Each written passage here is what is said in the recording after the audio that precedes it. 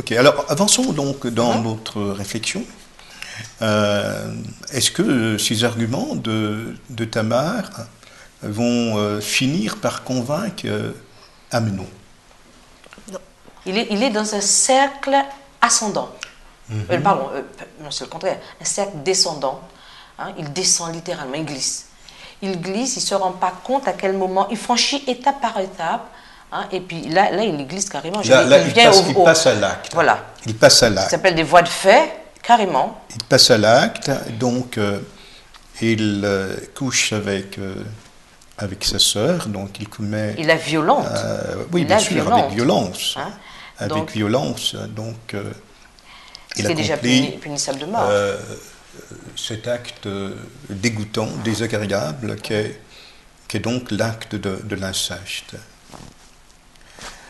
Alors, la suite du texte nous permet de comprendre les véritables sentiments, donc la véritable émotion qui animait Amnon. Verset 15, à partir du verset 15. À partir du verset 15. Veux-tu le lire, Marina? Puis Amnon se mit à la détester de tout son être. Il la détesta plus encore qu'il ne l'avait aimée. Il lui dit « Lève-toi, va-t'en !»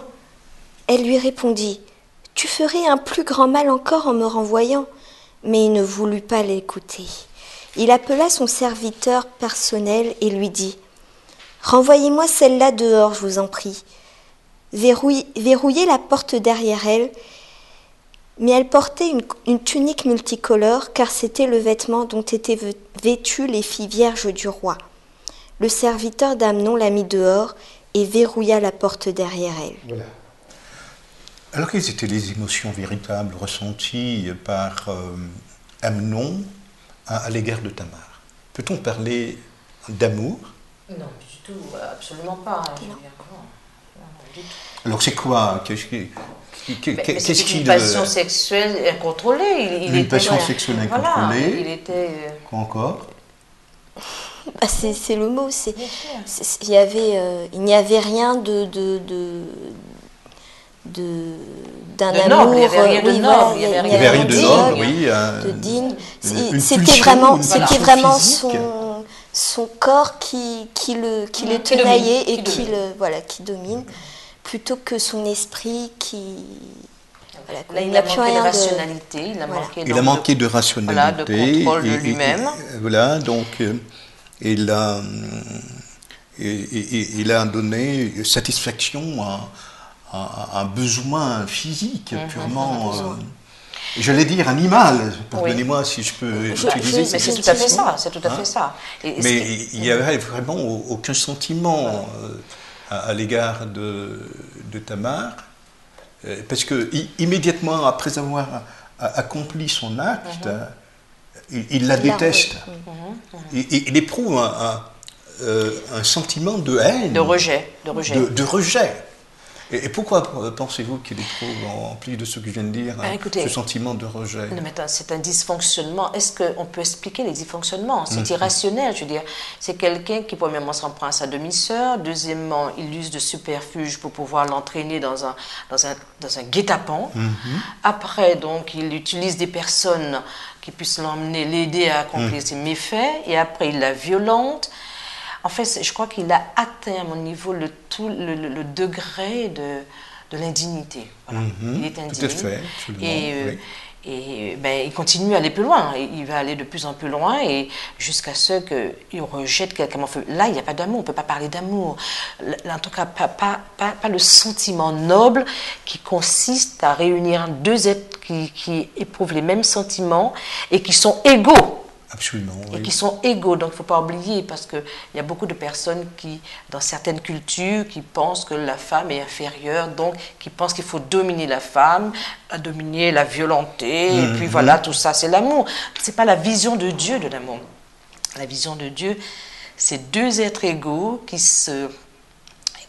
partagent leurs émotions communes, et qui échangent. Ici, on n'est pas dans ce cadre-là du tout. d'égalité. On est dans un cadre de dysfonctionnement total, Absolument. Où quelqu'un est dominé par ses pulsions et malheureusement ça va aller très loin.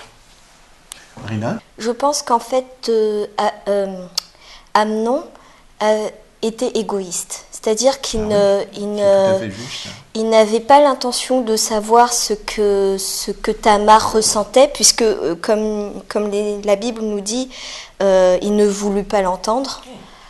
Il voulait faire ce qu'il voulait, et dès qu'il a eu ce qu'il voulait, il a rejeté l'objet de son désir, sans vraiment se rendre compte de ce que ressentait la personne qui l'a violenté. C'est ça, il n'avait aucun souci Aucun de la souci, personne de Tamar, et c'est vrai que son comportement est essentiellement égoïste. Je dirais même il y a une dimension qui lui manque de la compréhension de l'être humain. Il a une dimension qui lui échappe totalement. Laquelle la dimension de l'autre, du respect de l'autre. Du respect du sentiment de l'autre, du respect de l'accord de l'autre, et puis du respect de l'interdit. Ah, bien sûr. Je veux dire, il est interdit, je veux dire, d'avoir des sentiments et des rapports vis-à-vis d'un être même sang que toi. Et donc, là, il bannit, il franchit toutes les étapes. Donc, c'est un homme qui est sur une pente dangereuse, en tout cas sur le plan spirituel et sur le plan humain, dégradant. Est-ce qu'on peut dire que, justement,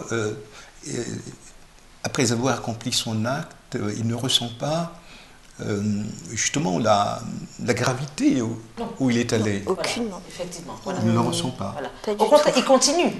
Ah oui, et comme tu disais, il rejette l'objet de son désir, mais il ne ressent...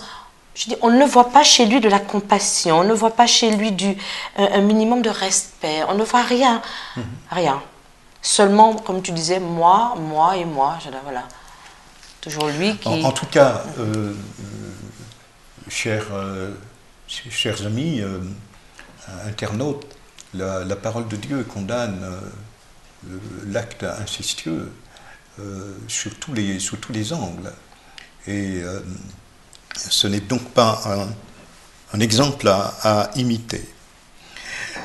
Et si tu permets, je rajoute, il le condamne pour plusieurs raisons. On l'a dit, on a dit toutes les raisons, mais il y a surtout aussi parce que ce type de comportement, tout le cheminement exclut l'amour. Absolument. Il n'y a rien vraiment qui exprime de l'amour ici. Alors, donc, que va-t-il arriver, que va être la réaction de Tamar après cet acte? Comment va-t-elle se comporter? Comment va-t-elle réagir? Verset 19. Tamar répandit de la cendre sur sa tête et déchira la tunique multicolore qu'elle portait. Elle mit sa main sur sa tête et s'en alla en poussant des cris. Absalom, son frère, lui dit : « Ton frère Amnon a-t-il été avec toi ? Maintenant, ma sœur, garde le silence. C'est ton frère. Ne te soucie pas de cette affaire. » Tamar, délaissée, s'installa chez Absalom, son frère. Elle est totalement désolée, totalement... Elle est désolée, elle va se sentir... Voilà, se sentir délaissée, souillée, seule. blessée. Elle éprouve même souvent un sentiment de culpabilité. Alors, en Israël, si tu permets, en Israël, le fait de déchirer sa tunique et de jeter la cendre exprime une profonde douleur. Profonde douleur, c'est une mortification. Absolument, oui. Et donc, elle est mortifiée. Elle est mortifiée, cette femme. Elle va, elle va crier, d'ailleurs le texte dit, elle va crier sa souffrance. Elle va la crier, elle va chercher de l'aide auprès de son frère. Et cette aide, est-ce qu'elle va le trouver auprès d'Absalom? Pardon? Est-ce qu'elle va trouver de l'aide auprès d'Absalom? Oui. Absalom va s'en charger, et on sait bien la suite. Mais est-ce qu'on ne trouve pas un mot de la part d'Absalom qui l'encourage? Absalom plutôt la pousse à se taire, à ne rien dire.